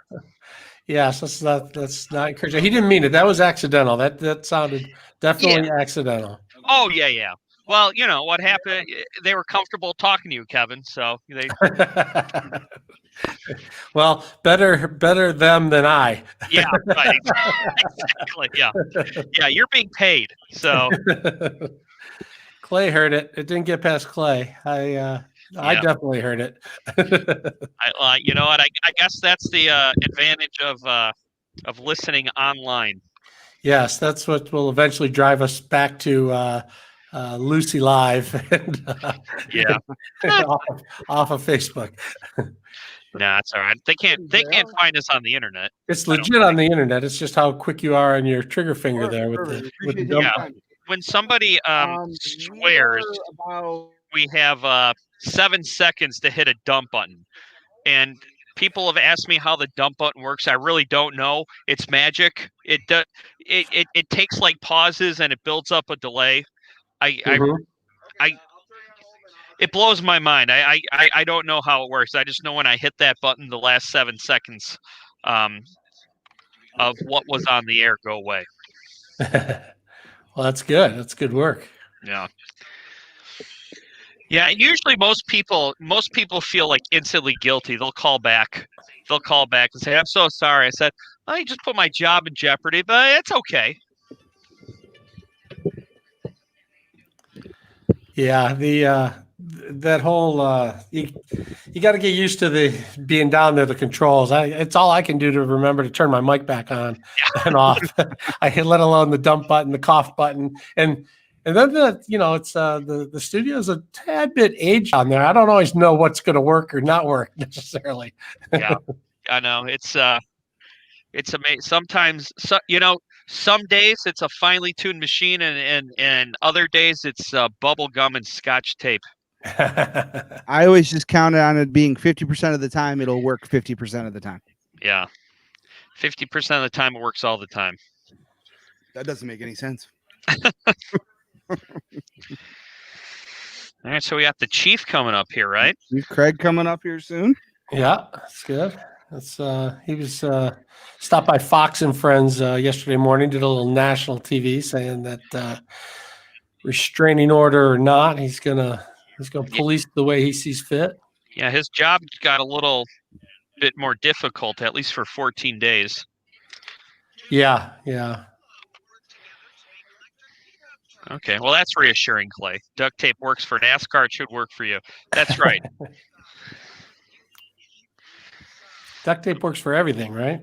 Right. It's like whenever someone has a technical issue and they ask for my help, I say, "Did you reboot?" And they say, "Yeah." Well, I'm out of ideas. It's that should be a sign in every one of our studios. Yeah, restarting is the duct tape of all technological problems. I know it helps for the Wi-Fi connection. Yep. After that, you got to call professional. Turn it off. Count to 10. Turn it on. Right. Counting to 10. Counting to 10 is key. It clears all the bad spirits. That's what I call it. So what are the plans for your mom's birthday, Kev? They actually, my mom and dad actually got on the road and went up north to see a little bit of nature. They decided to get out of town for it. So good for them. They'll come back. It's been so weird. I have 7 siblings, so we try and do stuff, and then with COVID, they're getting up there in years, and you don't want to take COVID over to mom and dad, right? House. Exactly. And so with the grandkids and kids, it gets tricky to figure out how to do it. You gotta get proficient on FaceTime or Zoom or. Okay, we'll get to the Chief quick. Okay. Oh, that must have been who you were talking to a second ago, Eric. My deductive. Yes, it was. Nothing gets past me.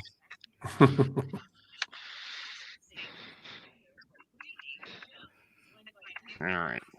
Well, on the radio does. On the internet, we let a certain word get past, but it's okay. We'll forgive you. Look, if we don't get fined for it, I don't worry about it. They're not going to fine us for what happens on the well, within reason, what happens on the internet. We were talking about the mistakes earlier. Does that go in a mistake column? I mean, he didn't make a mistake. No, that was a save. He saved it. Okay. So you know what? You get one mistake taken away. Right. There you go. It's like being a goaltender in soccer. You get like one shot a game, so you better be ready for it.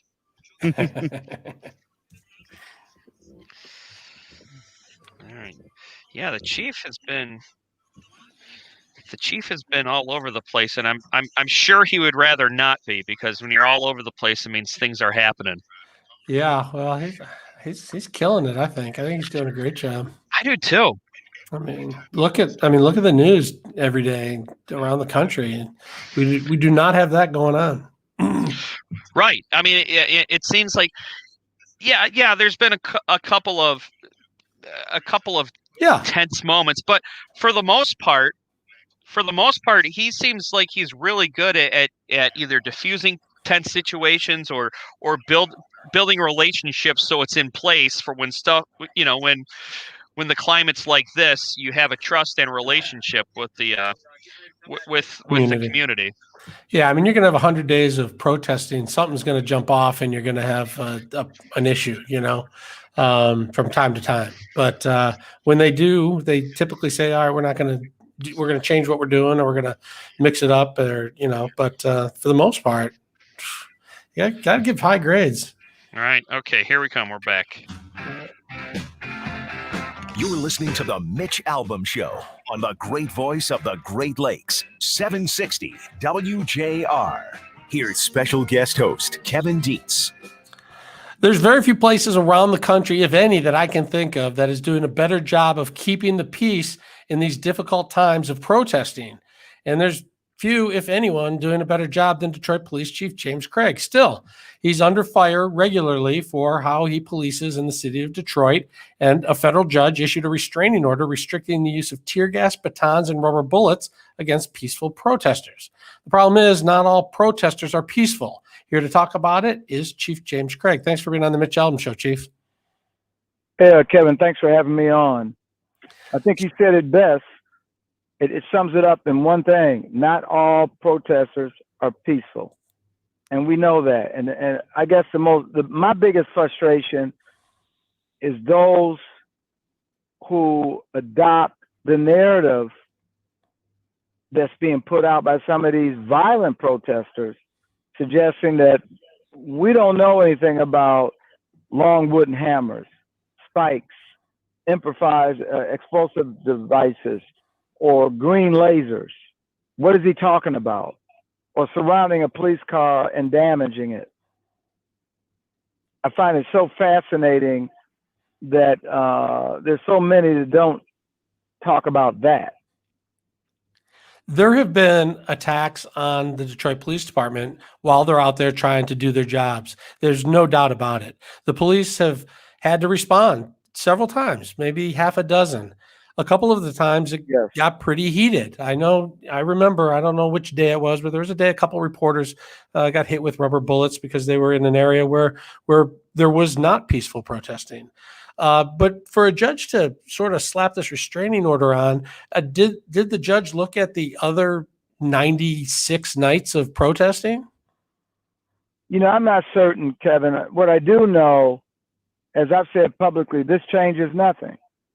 We don't use force against peaceful protesters. And so if it's just a way to reinforce that position, so be it. But I'm not going to sit back and put our police officers in harm's way. They've been attacked. Some have been injured. It's creating a significant public safety issue. And then the gall to want to set up a Seattle-like zone in our city of lawlessness, not on my watch. There's nothing more important than a police officer coming home safely at the end of their shift. You guys give them several tools in their toolbox to make sure that happens. Now the judge is saying, well, wait a minute. You can't use batons. You can't use tear gas. You can't use rubber bullets. I mean, are you supposed to just go to tasers and guns to defend yourself if you're attacked? No, what the judge is saying is that against peaceful. So, but the judge's order also articulated that events evolve very quickly, and it is about the safety of the officers and the public. And so it's understandable that that force that's necessary may be used. And if that requires the deployment of gas, the use of batons, and so that's why, Kevin, it changes nothing. So you're supposed to respond to the judge at some point here coming up. What do you tell the judge? Do you tell the judge that, look, we're not involved with the peaceful protesters. We actually march with the peaceful protesters at times, and we're happy to have them here. But when people are not peaceful, we're gonna do whatever needs to be done? I think that's already clear. And I think it will be up to that judge based on our evidence. I mean, Kevin, when you look at the video on that night when they wanted to set up their little free zone, and we gave over an hour worth of warnings that they were non-compliant and then resisted being lawfully arrested. So much so there's images showing that the protesters are pulling on the officer. That's resisting arrest. So we can use that force that's necessary to overcome.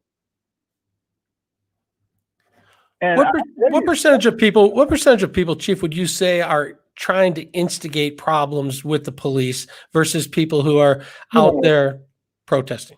By and large, most of the protesters are peaceful. There's a core group, and unfortunately, if we're giving repeated warnings that you need to leave or we're going to deploy less than lethal, or you're going to be arrested, and you take the option of staying, and then there's resistance, you run the risk of injury. Whether you're a reporter, someone from the Lawyers Guild, we don't want to injure anybody. We don't want to use force. We'd rather you just submit to arrest, and if you think the arrest is illegal, there's a proper course for that. Are you afraid at all that the ruling will embolden the instigators? Well, they're excited. They're celebrating. They've already been emboldened. Look across this country, Kevin. You have cities that basically won. They said, oh, this is the summer of love. Let's let them set up their little, let's run the police officers out of their police station. And then on top of it, when crimes are committed, they will decide when the police come in. I'm talking about 2 murders and a criminal sexual assault that occurred in this summer of love zone. Seriously? Is that the kind of city we want? I tell you what, Detroiters don't want it. I don't want it. I'm not going to stand by quiet. When you run the game out, who has the power? Does the judge have the final say, or does the police chief have the final say? Well, come on, Kevin. I mean, they have when you ask me a question like that, I mean, she puts an injunction. She can certainly hold us in contempt of court if we violate her order. So it comes down to one basic issue. Did the protesters become violent? It's horrifying that you would have to prove that. Really articulates it. Well, can we prove that they came with, why would they come with railroad spikes and boulders, Kevin? And green lasers?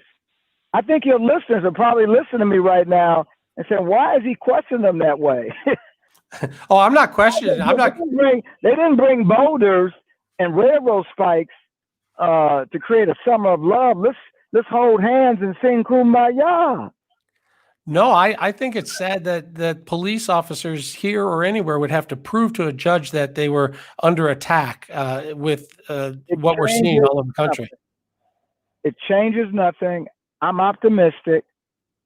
Our officers have done a phenomenal job. I support what they do. And if a police officer steps out of line, I'm not afraid to hold them accountable. Never have been. Absolutely. And that's why Detroit hasn't been damaged the way other cities have. We appreciate you coming on, Chief. We appreciate the job all the officers are doing, and we appreciate your leadership in these tough times. Well, thank you. I appreciate it. You have a great one, Kevin. All right, you too. Have a safe week. We're going to take a quick break here on the Mitch Albom Show, and then we'll be back with your calls. The number is 877-44-MITCH, 877-44-MITCH. Let's check traffic with Rich Lazinski. Expect delays on I-75 northbound between I-696 and 11 Mile. That accident on Middle Belt Road in both directions between Walnut Lake Road and Lone Pine Road has resolved, so you can still go there. Construction closes the right lane on I-696 westbound at Woodward and Coolidge. And we also have roadwork closing your right lane on 14 Mile westbound between Van Dyke and Mound. Now WJR weather first from the Weather Channel. Here's your forecast. Some pretty good rain showing up on weather radar with showers, thunderstorms rumbling on to the east. There have been some 3-inch rainfall totals to our west, and there are lakeshore flood advisories to our north. Our temps in the mid-60s this afternoon and 58 tonight. And then we clear things out Wednesday, Thursday, upper 60s near 70. I'm meteorologist Scott Laurie. More on News Talk 760 WJR. Our Inner Circle sponsor for the hour. Access to treatment for infertility is not often available to many couples who struggle with financial challenges. All right, we're into the home stretch. That's right. And then, the Chief sounded frustrated, understandably so. Yeah, I've seen these things, they'll go to court, they'll get challenged, and ultimately they move from a judge to the Court of Appeals to the Supreme Court. If it's in federal, if it's in state, it does the same thing to the state Supreme Court. And then ultimately, a decision is made by the courts. And ultimately, I think they make the final say, not the police chiefs. But I'm glad he's doing what he's doing. I'm glad he's standing up. I do not want to see Detroit burn. And there's agitators out there. Well, and he's mentioned ever since the protesters tried to occupy a intersection, how they're trying to set up an autonomous zone, like what happened in Seattle, and that was just a disaster. Everyone kind of looked at it at first like, these are peaceful freedom fighters, and it turned out to be anything but. And the businesses and the people who actually lived there were being terrorized. And I know that some of those have been attempted in other cities. And he's right. You can't be having people setting up autonomous zones. But it seemed like what the judge said was mostly symbolic, because you're not supposed to use tear gas and rubber bullets on peaceful protesters anyway. This just sounds like maybe Detroit Police Department are just going to be further under the microscope about it.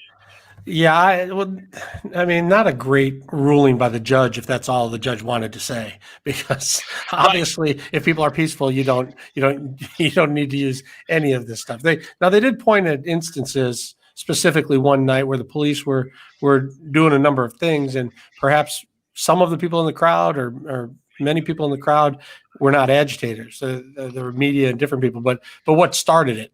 Did the police come out and say we're just going to shoot a bunch of people with rubber bullets, or did it start with somebody in the protest coming at them? Which is right. I think that was earlier on when a couple journalists got mixed up in the fray. I think right.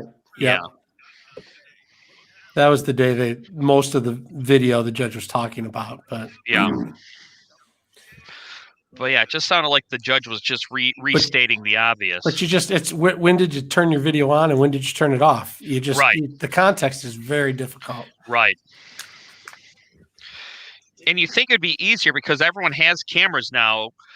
Everyone has body cameras or everyone has cell phone cameras, but sometimes it makes it more confusing than it helps. I mean, obviously it helped in that instance where there was that police involved shooting and the demonstrating was about to get really heated and the chief, he released that body cam footage, and that was helpful. But yeah, a lot of these self shot videos via cell phone just muddy the waters. Well, there was there's this police had to shoot somebody in Detroit earlier this summer, and people were racing over to riot over in the neighborhood. And the police said, "Wait a minute, let's get this video out." And the guy shot at police first. Right? Yeah. All right, back in 15 here. All right, we got Mike on the phone. We'll take a call or two first, and then bring the roundtable in.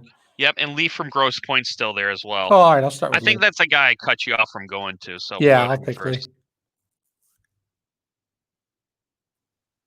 You're listening to the Mitch Albom Show on the great voice of the Great Lakes, 760 WJR. Here's special guest host Kevin Dietz. The phone lines are open, and we want to hear what's on your mind. The number 877-44-MITCH, 877-44-MITCH. Let's check in with Lee in Grosse Pointe. Lee, thanks for staying on the line. Hey, Mitch. Oh, sorry. All right, Kevin. That's okay. What we were talking about, people moving out of the cities. After hearing the police chief, and I'm glad to hear that he is in Detroit, many people who voted more liberal-minded, more let's give sanctuary cities and all this rock and roll, are moving out because they don't like what it's turned into, and they're voting the same way they've always voted to where they now move, hence California to Colorado, hence, unfortunately, Chicago to Western Michigan. I was just up there looking to buy a lake house around Traverse City. It is Chicago 101.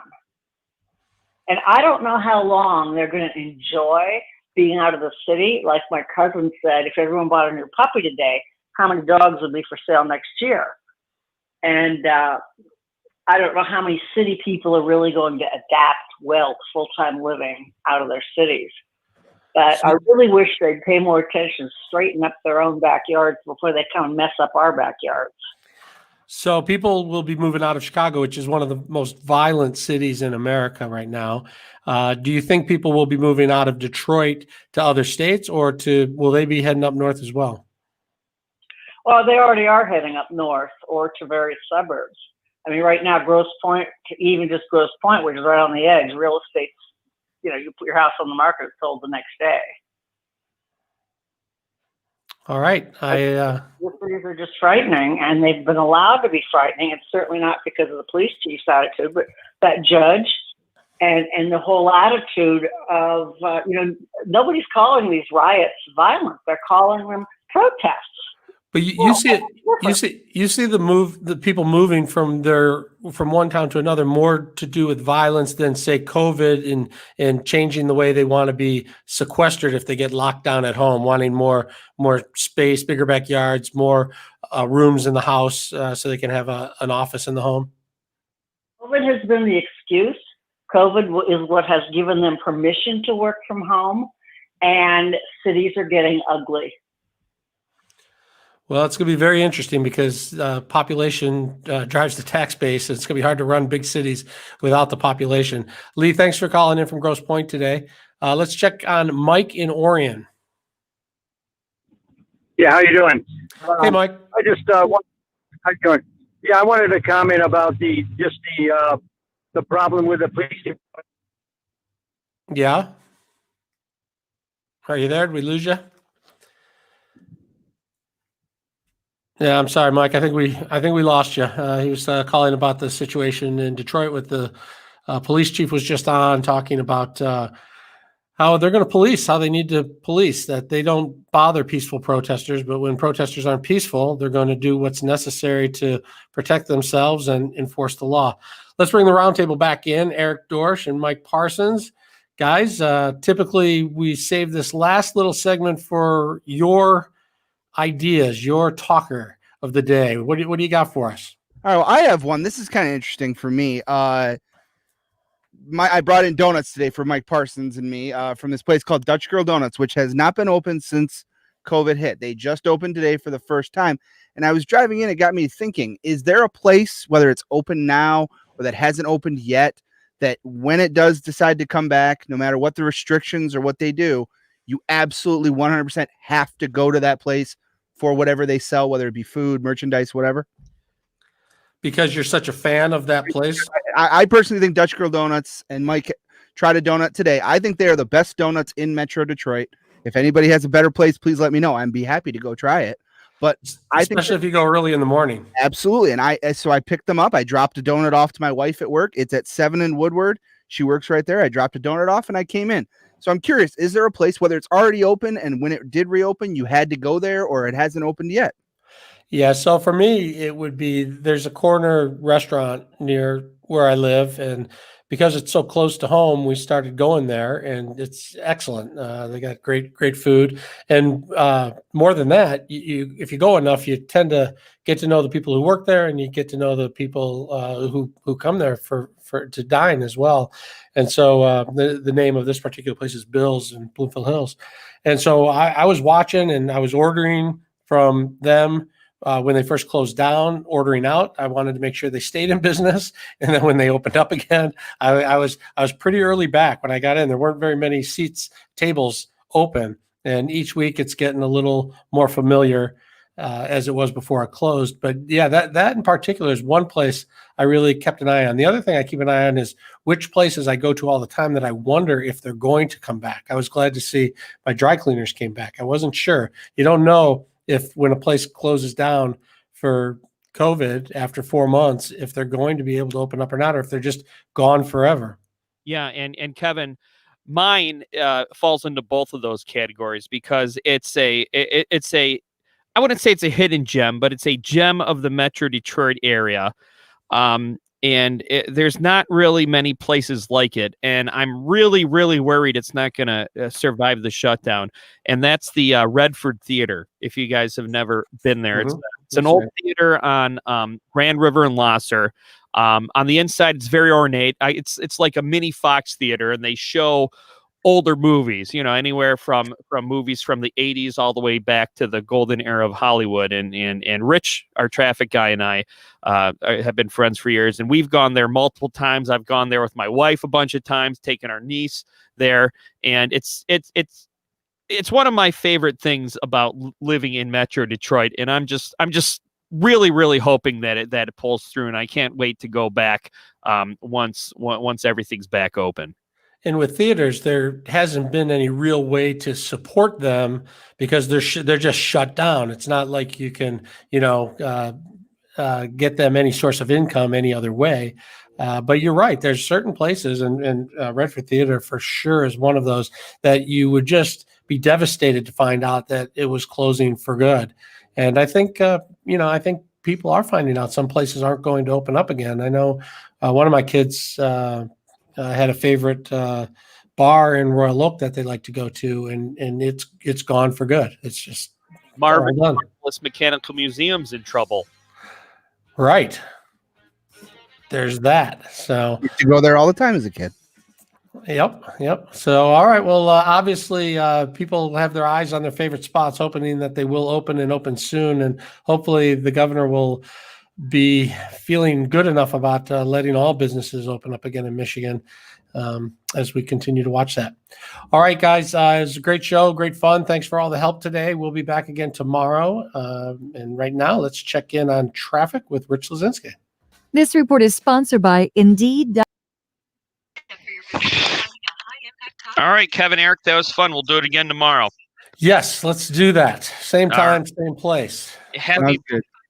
Let's do same topic. So everyone notices. Yeah. Or let's just flip flop. Let's do the. No. Sorry, I had to correct Rich. Okay. See you guys tomorrow.